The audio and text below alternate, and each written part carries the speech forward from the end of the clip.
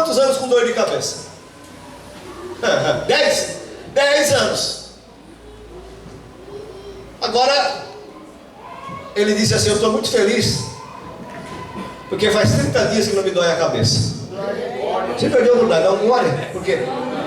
Não, ele deu. Porque quem sofre 10 anos de dor de cabeça, todo dia tomando um medicamento, todo dia, agora 30 dias sem ter mais dor de cabeça, é um milagre. E o que aconteceu? Ele esperou. Tem que esperar. Tem coisas que demoram tempo. Demora. Então você não pode ouvir conselhos, revelar sonhos. Essa mulher se encontra com um moço de Eliseu, diz assim: o que acontece? Está tudo bem? Está tudo bem. Aí o Eliseu, quando ele chega perto dela, pergunta: o que aconteceu? Eu não pedi filho para você e o meu filho morreu. E o Eliseu vai lá. Contar as coisas tem que contar para a pessoa certa. Não conta. Olha, irmão, eu vou contar uma coisa para você e você guarda. Escreva isso no papel. Escreva. Segredo de 2 se mata 1. Ou seja, se eu tiver um segredo para contar para o Geraldo, ou ele conta para mim e me mata, ou eu conto para ele e mata. Porque ele, como eu sou um amigo íntimo dele, ele pode ter um outro amigo íntimo. Então quando eu conto para ele, daqui a pouco um outro sabe. E o outro tem um outro amigo. Quando você vê, mas eu contei só para um, mas acabou. E aí a Bíblia fala que Deus, 6 coisas Deus tolera e a 7ª Ele abomina. Isso está em Provérbios 6. 6 coisas Deus tolera, perdoa, mas tem uma que é a abominação. É aquela pessoa que ouve uma frase e acrescenta e espalha contenda entre os irmãos. Deus abomina. Deus tem pavor desse tipo de gente. Por quê? Porque quando você ouve um conselho de uma pessoa que não teme a Deus, você vai se deter no caminho. Isso se chama engodo. O que é engodo, pastor? Quem pescou em rio, ou quem ainda pesca em rio, com um anzol ou com tarrafa, em determinados pontos, a gente saía às 3 da tarde, levava uma bolinha de engodo, e o pai dizia: joga o engodo naquele poço, naquele poço, naquele poço, naquele local e naquele local, limpinho já. A gente joga o engodo, o peixe vem comer e fica ali. Depois de comer ele fica ali, né? Aqui é o lugar que tem, vou ficar por aqui. Não é assim que nós pensamos? Aqui tem. Eu vou para a igreja fulana de tal que tem, eu vou para o bairro fulano de tal que é melhor, eu vou para lá que é melhor, eu vou trocar de cidade que é melhor. Não, não. Se Deus não for contigo, não existe lugar bom.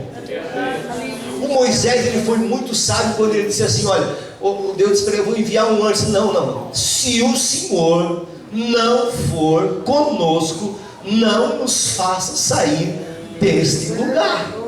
Esta é a oração que todos nós deveríamos fazer. Se o Senhor não estiver conosco, não nos deixe fazer tal coisa. Se o Senhor não for, não deixe nós ir. Aí o Senhor vai lá e fura o pneu do carro para você não ir, e você começa a brigar. Aconteceu já isso com você? Você sabia que um prego pode ser a mão de um anjo? Às vezes você está com pressa e você chega no carro, o pneu está furado. Você pragueja: vou me atrasar. O atraso foi o livramento. O atraso foi o livramento de Deus, porque nós conseguimos ver o agora. Deus vê ali na frente. O atraso às vezes é permissão de Deus. Agora não, então eu vou chegar sempre atrasado na igreja. Não leve para esse lado. Não leve para esse lado. Quem consegue chegar cedo, glória a Deus. Onde é que está irmão Alguinho? Hoje nós temos uma visita, irmão Alguinho. Levamos uma ceia. Oh, que coisa boa, levamos uma ceia. Quando a irmã doente viu a irmã Alguinha, já riu, já chorou, estava com saudade. Isso é bom demais. Então, nós devemos entender que nós às vezes queremos que as coisas aconteçam tudo nos mínimos detalhes, e Deus está contemplando e nos livrando de um possível acidente. Às vezes nós não entendemos por que nós ficamos um pouco enfermos. É porque Deus está dizendo assim para nós: vai devagar, vá com calma. Às vezes Deus vai e fala com um homem ou com uma mulher que o seu cônjuge ainda não é crente, e diz: vai com calma. Por quê, pastor? Porque nós não devemos. Tem gente que está nessa, que agora não tem casamento misto, então se eu sou crente eu vou ter que me separar da pessoa que não é crente. Não existe isso. Isso é para você não entrar depois de salvo. Mas quando você aceitou Jesus, teu esposo ou a tua esposa ainda não é crente, você está debaixo da autoridade do seu marido. Você é crente? Sim. E Jesus não manda você desobedecer ao seu marido. Tem gente que confunde tudo. Aí esquece a casa, esquece a roupa, esquece o pão, esquece o prover da casa. E é só evangelismo. Glória a Deus, evangelismo. É só evangelismo, é só entregar folheto, é só orar nas casas, é só entregar profecia. E o marido está lá que não come às vezes, não tem roupa passada. E aí diz: eu vou ganhar o meu marido. Nunca vai ganhar. Deus diz que a mulher sábia edifica a sua casa, e a tola com as suas mãos a derriba ou destrói. O marido que não tem esposa crente, da mesma forma, ele deve saber: não pode viver só no ciclo de oração dos irmãos, só no culto, só na madrugada, só na campanha, e deixar a mulher sem dar atenção. Vai perder o casamento. Tem que entender que Jesus, quando entra numa casa, ele entra com a finalidade de fazer o quê? Hoje chegou salvação a esta casa. Jesus salvou a mulher de Zaqueu? Não. O Zaqueu que recebeu Jesus gostoso. E quando Jesus entra na casa do Zaqueu, ele diz: hoje entrou salvação nesta casa. Por intermédio de quem? Do Zaqueu.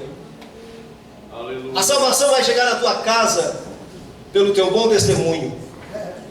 Quando você ficar ouvindo conselho de pessoas que não têm sabedoria, que vão dizer para você: faça assim, ele tem que sofrer mesmo, ele não é crente, ele é capaz do diabo. Não, senhora, não, senhor. Ela é tua esposa, ou ele é teu esposo, é teu filho. Você tem que apresentar ele a Deus. Não ouça esses conselhos. Não se sente com esse tipo de gente. Não se detenha com esse tipo de grupo que diz que você tem que fazer mesmo. Procure o teu pastor, procure um líder que tem entendimento para te aconselhar. Eu tenho certeza que a tua vida irá mudar, porque os conselhos de Deus não são para destruir ninguém. Os conselhos de Deus são para edificar. E nós não entendemos quando Deus diz assim: olha, não se detém, não anda e não senta. Tem gente que está sentado, tem gente que está igual um Sansão, pensando que o Espírito Santo está ainda com ele, mas ele já está andando, já está se detendo e já está sentando. O Sansão começou a descer, irmão. O Sansão era um homem que tinha um propósito de Deus na vida dele. Deus escolheu ele para livrar Israel das mãos dos midianitas. Ele tinha um segredo que ele não podia revelar a ninguém. Hoje todos nós sabemos de onde vinha a força de Sansão. Não era das tranças, mas para Deus era um voto. Nós sabemos que as forças que Sansão tinha não estavam no cabelo, vinha de Deus. Mas ele tinha um segredo que desde a infância seu pai e a sua mãe diziam para ele: você não para, você não anda, você não senta e não se detém com pessoas que não temem a Deus. Mas ele desceu até Tiná, ele desceu até determinados lugares, conheceu outras mulheres que não eram do povo de Deus. Ele começou a descer. E é um perigo quando nós começamos a descer. Quando nós descemos não vamos usar o púlpito, porque toda a igreja aqui é lugar santo. Tem gente que chega na igreja e diz: ó, irmão, para subir no altar é um lugar santo. Não, irmão, tudo. A Bíblia diz que aonde nós colocar a planta do nosso pé, ali é santo. Então não existe essa mentalidade: eu vou ficar lá no último banco, porque lá no último banco não é mais santo. Lá é menos santo do que aqui atrás. Não, senhor. A mesma santidade que está aqui está lá. O Deus que está aqui não está santo só aqui. Ele preenche esse ambiente com a sua glória. E aonde nós estivermos, Ele está conosco. E os pais de Sansão aconselharam: não vai, não faz, não toma jugo desigual, não entra por esse caminho. E quando Sansão viu, ele estava amarrado, brincou uma vez, brincou duas, mas na terceira vez ele disse assim: agora eu vou acabar com essa gente. E quando ele pensou, ele já estava sentado. Primeiro ele andou, primeiro ele se deteve, depois ele sentou. E quando ele sentou, ele acabou sentando no colo de uma mulher. Cuidado para não sentar no colo de um sexo oposto. Não existe super-homem e não existe super-mulher para vencer a tentação. Nós devemos cuidar-nos. Todo homem gosta de mulher, toda mulher gosta de homem. Isso foi Deus quem fez, e não é pecado. Mas o sábio Salomão diz: vive a tua vida com a mulher da tua mocidade.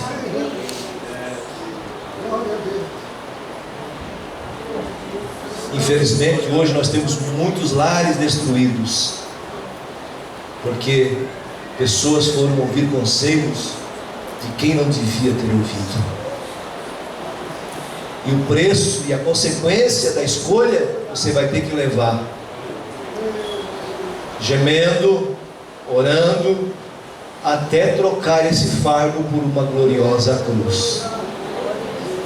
Quando você abraçar a cruz aqui aos pés do altar, você pega essa cruz e leva cantando até trocar por uma coroa de glória. Porque a tentação não vem de Deus, mas Deus é tão maravilhoso que nos livra na tentação.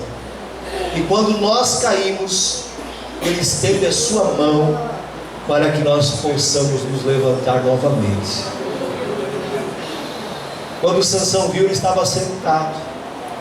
E quando ele está sentado, quando você para, quando você senta, aí você sentando, é melhor conversar andando, é melhor conversar em pé, ou é melhor conversar sentado? Hã? Sentado. Você não cansa. Diz que mulher tem 7.000 palavras para falar num dia. O homem tem mais 7. Pensou que os irmãos iam passar batida? Meus irmãos que falam mais que mulher. Tem umas mulheres tão quietas e tão prudentes que é difícil abrir a sua boca para dizer alguma coisa que não edifica. Mas tem homem, principalmente obreiros. Nós devemos tomar muito cuidado com o que sai da nossa boca, porque o que nós soltarmos aqui não volta mais. Eu posso pegar um travesseiro, está filmando isso daí, né? Travesseiro ou travesseiro? Travesseiro, B, estou certo.